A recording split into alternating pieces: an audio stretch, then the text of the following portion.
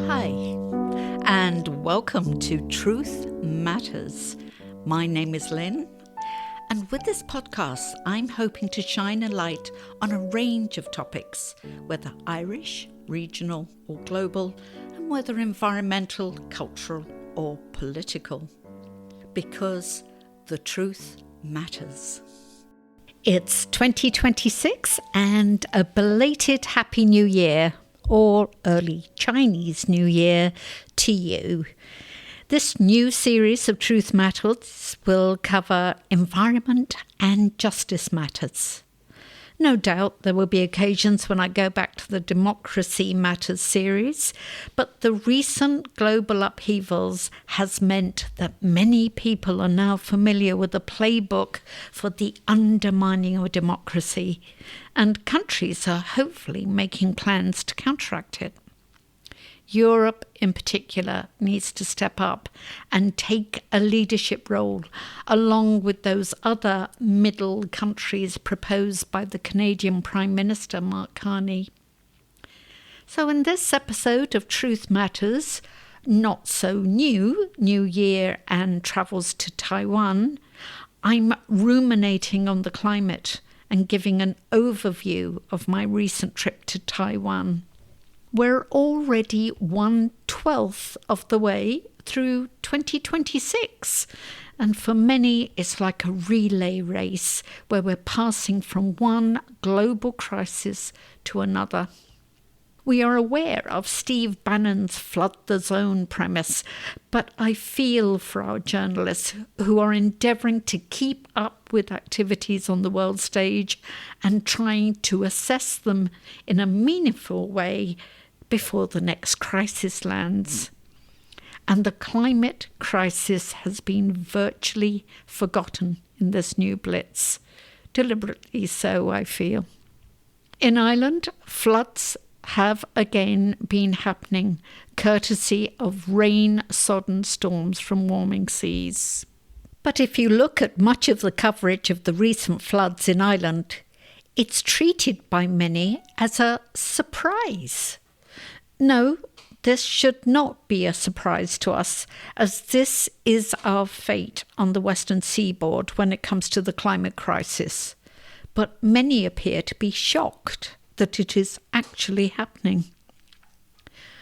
After Storm Éowyn last year, I floated the idea, no pun intended, of a national leaflet to be circulated to households to be in readiness for violent climatic events or other emergencies. This is to assist not only individuals, but communities to plan for their neighbourhood. Local communities know where the vulnerabilities lay, the places that flood, the young, elderly and bedridden most in need of assistance or early reconnection to power, phones, etc. We all recognise we have a housing crisis, but building large housing estates in floodplains only adds another layer of harm to the crisis. I know of housing estates in nearby towns where the householders cannot get flood insurance as the estate is based in a floodplain. And please stop cutting down the trees. Mature trees are known as a defence against flooding, acting like natural sponges.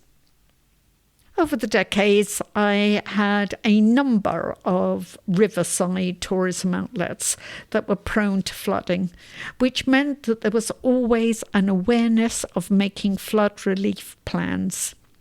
The unblocking of eyes of bridges all the way downstream, more water-resistant materials in the building's ground floors, acquisition of a small submersible pump, awareness of the need to move stuff up and away at the slightest threat. The washing down of contaminated ground floor spaces with clean water from a high-pressure hose is often considered counterintuitive. But everything is wet anyway, so the aim was always to wash off as much of the mud and sewage as possible before it dries like cement.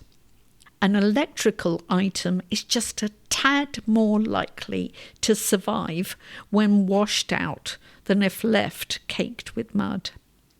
So some towns in recent decades have acquired flood barriers on their rivers, which is the case of 2 medium-sized towns upriver from where I live. But although those flood barriers are offering much needed relief in those larger towns, it just pushes the fast-flowing river further downstream to worsen the flooding of other areas. Unintended consequences. And if you still think climate change is a hoax, we have witnessed in the past few weeks the imperialistic expansion proposition by the US administration to acquire Greenland because the North Pole is melting. A score of Chinese freighters and cargo vessels have now successfully sailed, or more likely crawled, dodging the icebergs, from China to UK through the Arctic Northern Sea route. This is cutting travel time nearly in half to 20 days by traversing that route, instead of the 40 or 50 days normal for going via the Suez Canal. All due to the rapid melting of the Arctic sea ice. This route is considered inherently dangerous by many shipping companies, but it also puts pressure on fragile ecosystems and local communities, particularly if the number of sailing vessels increases dramatically as the ice continues to melt. And talking about China, I have just spent nearly 6 weeks in Southeast Asia, mainly visiting family in Singapore, plus 1 week visiting Taiwan. I thought I'd go there whilst you still could. So Taiwan, or the Republic of China, and formerly the island of Formosa, is a similar size to Ireland, with the most mountainous area being to the east and the flatter west, overlooking the Taiwan Straits, with mainland China less than 100 miles beyond. Has a population of 23 million, albeit decreasing over the years with its low birth rate. And the island was the refuge for the losing ruling party of China in 1949 after their civil war with Mao Zedong. 1.5 million Chinese followed the Chinese premier to Taiwan in 1949, joining the 5 million plus already living there. This was after the end of the Japanese 50-year occupation, when nearly 500,000 Japanese were living in Taiwan, most of whom were repatriated after their World War II defeat in 1945. There is very little to be seen of the Dutch, Portuguese and British who rattled around Taiwan whilst in Southeast Asia with their East India companies. The most prevalent influence is that from the Japanese period. So 75 years of democracy has produced one of the Southeast Asian tigers, which constitute Taiwan, South Korea, Singapore, and to a lesser extent, Hong Kong. Taiwan is a rich country, producing the majority of the world's advanced semiconductors, and has a well-educated IT-savvy population, with Taipei 101 soaring above the capital Taipei's skyline. After travelling around Taipei and the north of the island, I came to the conclusion that Taiwan was a country of teas, as in tremors and typhoons. They make regular appearances, including a shake whilst I was there and a typhoon the week before. Tech and IT, which it has in abundance as a global technology powerhouse, dominated by Taiwanese companies like TSMC, but it also has data center and AI server manufacturing capacity, often through medium-sized companies. Teaching. A great education system, and similar to Ireland, over 50% of the population have college or university degrees, and it's in the top 10 for STEM. Temples and treasure. Despite a quarter of the population being non-religious, colourful temples proliferate, mainly Buddhist, but often incorporating Confucius and Taoist aspects. Many busy retail streets have central temples with food offerings being made as entreaties and garlands offered for favours received.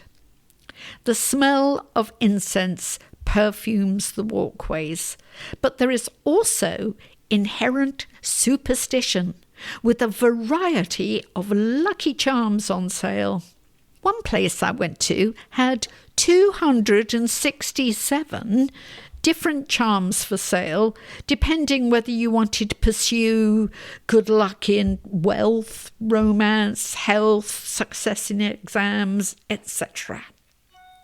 One woman I saw was focused on throwing down her 2 red wooden moon blocks, divination tools looking for guidance in answer to a question posed by the thrower, with the options being yes, no, or maybe, depending on how the blocks fall.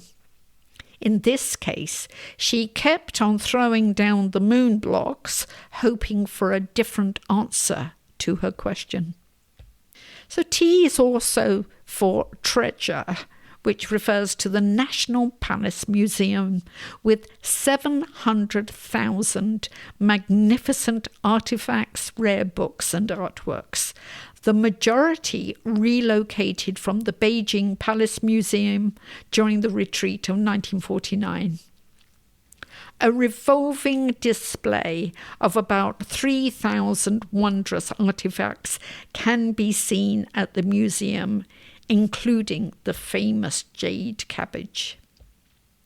Tourists numbered 8.6 million in 2025, with an income of US dollars 7.9 billion, not dissimilar to Ireland, with its 6.4 million tourists and 8.9 billion euros income, but both countries seeing decreasing returns in tourist numbers. Up until 2016 and the change of government in Taiwan to the Democratic Progressive Party, mainland Chinese were the most numerous visitors. But China now restricts the number of visas they allow for Taiwan, whilst awaiting a change of government to the more China-oriented opposition.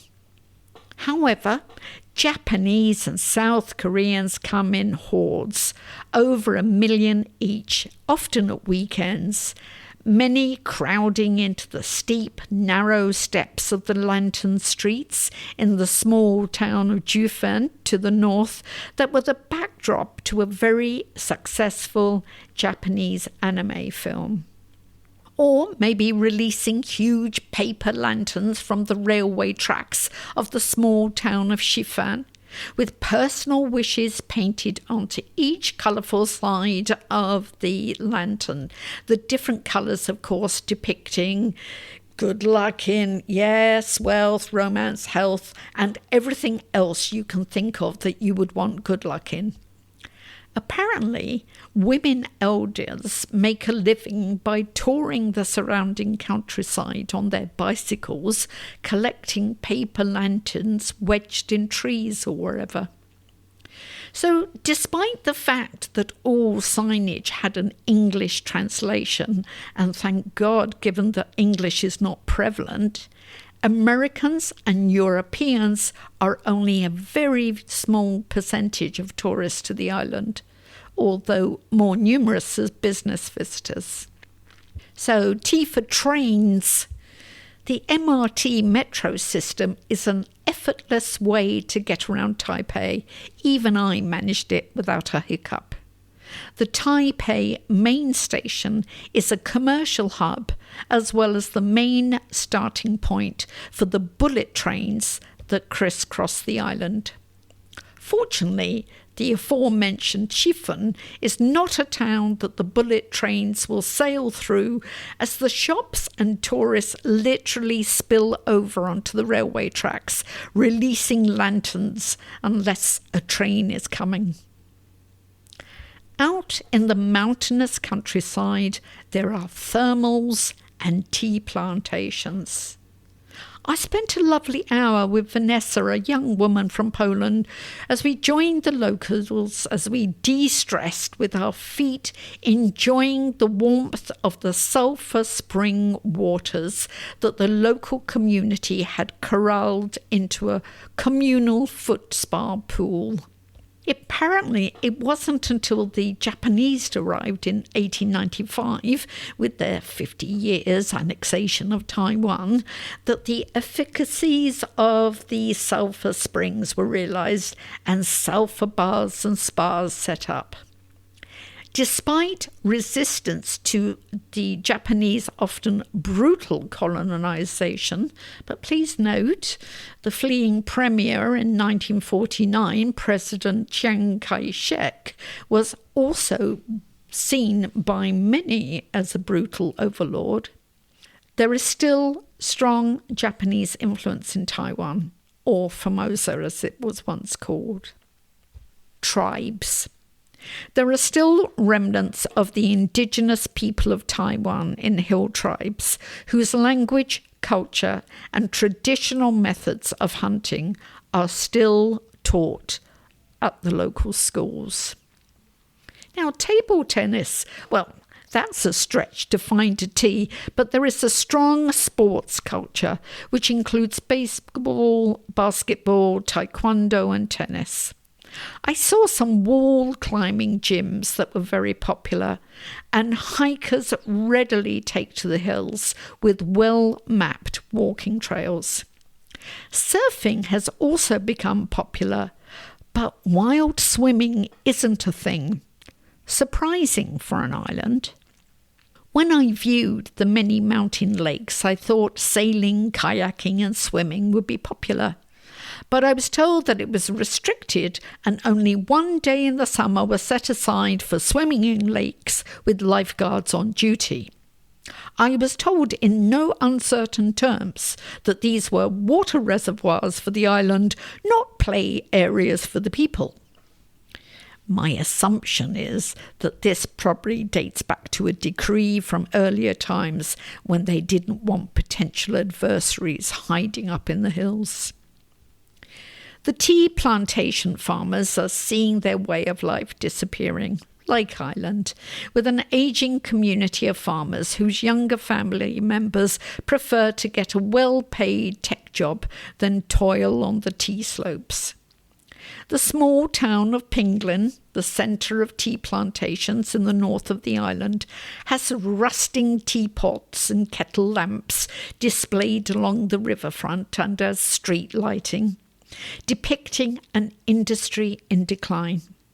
As the main appeal of the tea houses with their specialty teas is now for tourists, and the tea museum echoes a lost age, with the importance of choosing the correct pastry or cake to go with a particular tea. However, tea drinking is still thriving in the form of bubble tea, milk tea with boba tapioca balls, which is becoming a global sensation, with boba being its kawaii or cute cartoon-style character. So move over, Hello Kitty. Treats and taste are still central to Taiwan, though. Like the Singaporeans, food is their culture, and people flock to the high-end restaurants with frequent queues outside the most fashionable. The amazingly lively food culture positively vibrates at the night street markets, heaving with thousands following the bib gourmand stalls and other specialty foods. But take my advice, avoid the stinky tofu. As a vegetarian, I wasn't so easily accommodated in this meat and fish-centric society, but I was taken to a few veggie centres. With Mandarin and Hokkien being the main languages and English not a mainstream language, despite its usage on all the signs, I was amazed to find on entering any small restaurant, with me attempting to say, "I am vegetarian" in Mandarin, the staff would rummage under the counter to find an English menu for me. And if another customer knew English, they would always help me out. And although tea houses may be on the way out, coffee houses are booming, with many of them roasting and brewing their own blends, and trendy Taiwanese spending time enjoying their brew. And that leaves us with Taipei and traffic. Traffic, overwhelming at times, with city highways of speeding SUVs and four-wheel drives, with scooters darting in and out everywhere. Taiwan is a global leader in bicycle and e-bike production, and even has its own car manufacturer, Luxgen. The trendy younger generation are looking for their Instagram moments and constantly posting pics. Some trends appear Taiwan-specific. Terrariums, for instance. The Taiwanese seem to have a fascination for miniature plants in glass terrariums. Many of the trendy shops in the 1914 Creative Park in Taipei, a renovated distillery with a very hip and arty crowd, were full of every variation of microplant and container you could think of. And, of course, Taipei 101. At one time, the tallest building in the world, and still breathtaking at 101 stories with its bamboo-inspired shape. It's surrounded by glitzy shopping malls. As I left, Alex Honnold was to make a free solo climb, all 1,667 feet of it, plus its treacherous tower, all to be live streamed on Netflix. With a crowd of thousands looking on, fortunately, he scaled it without incident. But much of the footage also would have shown Taipei's high-rise, glossy commercial buildings and the not-so-glossy apartment buildings. The latter I found somewhat gloomy and in much need of maintenance. There's a housing crisis, as apartment prices are apparently extremely high, and I saw no sign of apartment building, but some cranes were adding to the skyline with towering office buildings. I was told this was a contributory factor to the low birth rate, as many young Taiwanese consider it too expensive to raise a child, and the buggies on the street were the domain of toy poodles, not babies.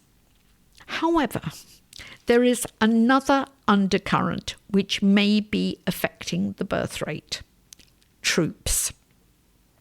The week before I arrived, not only was there a typhoon, but China was conducting naval military exercises surrounding the island with their ships and showing how they can blockade Taiwan.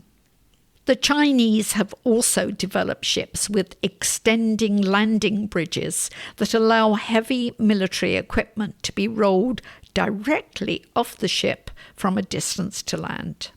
Some years ago, China sent 2 giant pandas to Taipei Zoo, which one would expect to have been an act of reconciliation, but I was told that the two names of the pandas together read as reunification. I think that's a hint as to what China intends. This threat is real, but not overly focused on by the population who are living their lives regardless. And I don't see them rolling over to be taken by China, as Taiwan has too much in the way of high-tech commercial activities to hand them over without some type of fight. Or maybe they will be more pragmatic and endeavour to be a second Hong Kong. My final tea was probably one of the most pertinent as I travelled around the city and country on lengthy day tours. Toilets. Public toilets are everywhere, spotlessly clean, free, signposted, including in English, and even have signposted breastfeeding stations. Now, this is something that Ireland could learn from Taiwan. Taiwan felt safe. Like Singapore, I could walk around at night without fear, even if I was having trouble following Google Maps. The little streets and alleyways I ended up in felt as safe as the larger avenues. The people are friendly.